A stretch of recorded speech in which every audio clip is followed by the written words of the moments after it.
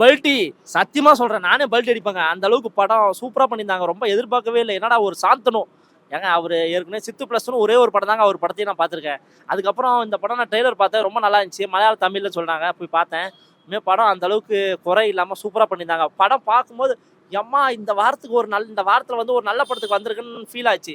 கடைசி வரைக்குமே அந்த சந்தோஷம் கடைசி வரைக்குமே கிடைச்சது. நல்லா அந்த பண்ணியிருந்தாங்க. பல்டி ஒரு ஆவரேஜ் ஒரு வயலண்டிக்கான மூவி. மலையாள படம் பார்த்தாலே கூஸ் பம்ப்ஸ் ஆகும்னு நினைக்கிறவங்களுக்குலாம் மேபி ஒர்க் அவுட் ஆகும். பட் எனக்கு வந்து இந்த படம் வந்து ஸ்கெட்ச் படத்தோட ரீமேக் மாதிரி தான் இருந்தது. ஸோ அதே பிளாட்டு தான், பெருசாக புதுசாலாம் எதுவும் இல்லை. செகண்ட் ஹாஃப்லாம் கம்ப்ளீட்டாக ரா அண்ட் வயலண்டிக்காக தான் இருந்தது. எதுவும் ரெஃப்ரெஷிங்காவோ இல்லை நம்ம எதிர்பார்க்காத சீன்ஸ் எதுவுமே வந்த மாதிரி இல்லை. இல்ல தமிழ் படத்துக்கு ஏற்ற மாதிரி தான் பண்ணியிருக்காங்க. ஏன்னா தமிழ் ஆடியன்ஸை கவரணும்ல. ஏன்னா தமிழுக்கு எனக்கு எங்கேயுமே என்னடா இது நான் மலையாள படம் பார்க்குறேன்ற ஒரு ஃபீலே எனக்கு கிடைக்கல. தமிழ் படம் பார்க்குற மாதிரி தான் இருந்துச்சு.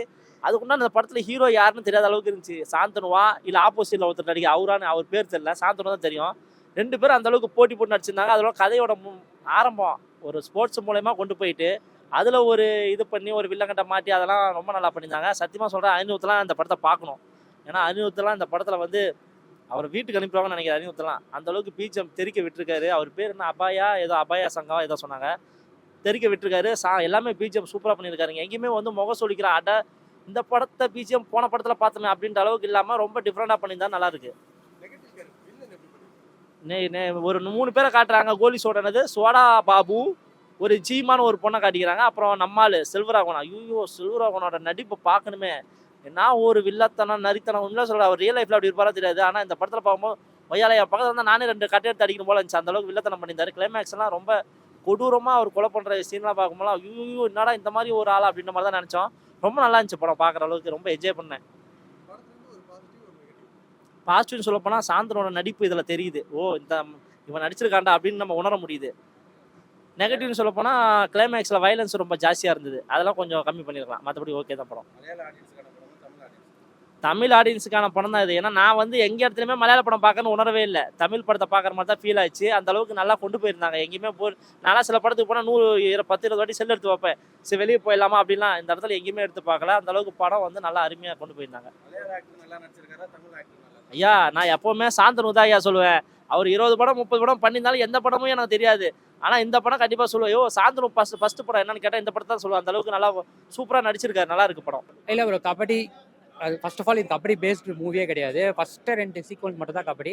அதுக்கப்புறம் கம்ப்ளீட்டாக வந்து படம் வேறு இடத்துல ட்ராவல் ஆக ஆரம்பிச்சிடும். இது கபடின்றதே நம்மள அந்த ஹூக் பாயிண்ட்டு. கபடி பேஸ் பண்ணி ஸ்போர்ட்ஸ் ட்ராமா அப்படின்ற மாதிரி உள்ளே கொண்டு வந்திருப்பாங்க. பட் அதை தாண்டி பெருசாக கபடி அதுக்கப்புறம் எங்கேயுமே காட்ட மாட்டாங்க. ஸோ இது ஒரு கபடி பேஸ்டு மூவிலாம் கிடையாது. கபடின்றது அந்த 2 சீக்வன்ஸ் ட்ரைலரில் காட்டினது தான். அந்த அவங்க கேரக்டருக்கான ஒரு இன்ட்ரோடக்ஷன் தான். மற்றபடி அதுக்கும் பெருசாக சம்மந்தமே இல்லை.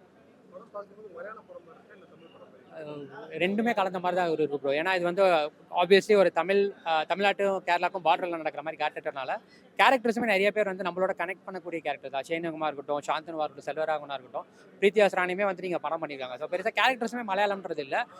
டயலாக் சிங்க் எல்லாமே நல்லா இருந்தது தமிழில். ஸோ பெருசாக அந்த மலையாள ஃபீலெல்லாம் வரல. பட் படம் பார்க்குறப்போ ஓகேவா இருந்தது.